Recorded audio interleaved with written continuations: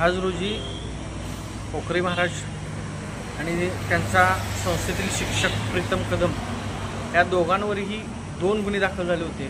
त्या दोन्ही गुन्ह्यामध्ये मेहरबान कोर्टाने आरोपींचा जामीन अर्ज मंजूर केला आहे। सदर जामीन अर्जाच्या सुनावणी दरम्यान सरकार पक्षातर्फे हा जामीन फेटाळण्यात यावा म्हणून हरकत घेण्यात आली होती।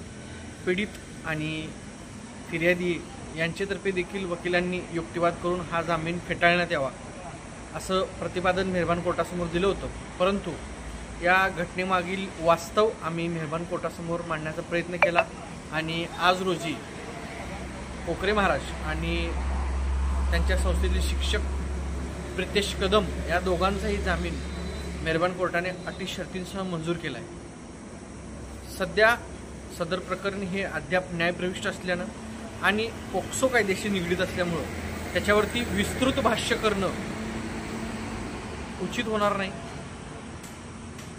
आम्ही एवढंच सांगेन की सत्यमेव जयते या वाक्यावरील विश्वास आणि न्यायव्यवस्थेवरील विश्वास आमचा अधिक दृढ झाला।